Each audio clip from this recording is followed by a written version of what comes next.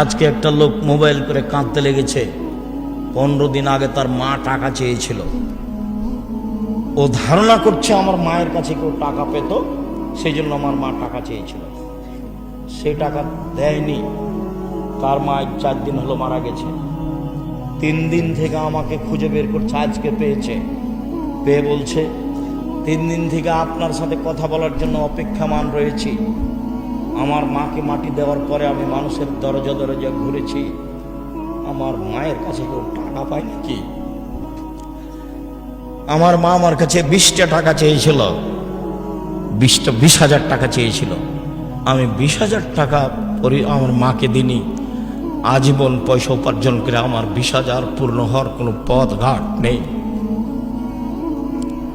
আমি মানুষের দরজায় দরজায় গেছি, আমার মার কাছে কে টাকা পায় আমি টাকা দিব। আমি এখন পর্যন্ত 10-15 হাজার টাকার খোঁজ পেয়েছি। আব্দুর রাজ্জাক সাহেব, আমি যে টাকা দিইনি সেজন্য কি আমি গুনাহগার? এই কথা আমাকে বলছে। আমি আর কি বলি? আপনি কেমন আচরণ করেছেন সেটা আপনার ব্যাপার। বাপ মা টাকা চাইলেই না থাকলে কোথা থেকে দিবেন? কেমন দিয়েছেন না দিয়েছেন সেটা আপনার ব্যাপার। এখন এই পথ বন্ধ করেন, দিন রাত আল্লাহর কাছে কান্নাকাটি করে বাপ মায়ের জন্য ক্ষমা চান, তার নামে দান খেরাত করতে থাকেন। শেষকালে বয়স বেশি হলে সঠিকভাবে কথা তারা বলতে পারে না। পৃথিবীতে মানুষ হিসাবে সদাচরণের হকদার সবচেয়ে বেশি কে?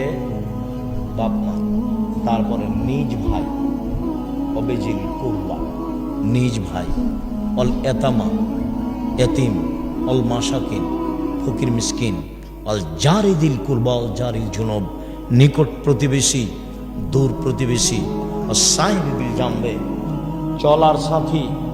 জীবনে কোনোদিন গাড়িতে উঠে কারোর সাথে ঝগড়া করবেন না, রিক্সায় উঠে কারোর সাথে ঝগড়া করবেন না।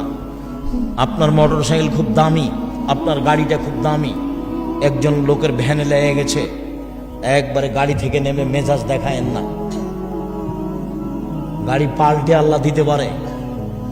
দেশের নেত্রীর বয়স যদি 45 মিনিট হয়, তাহলে আপনার গাড়িরও বয়স 3 মিনিট হতে পারে।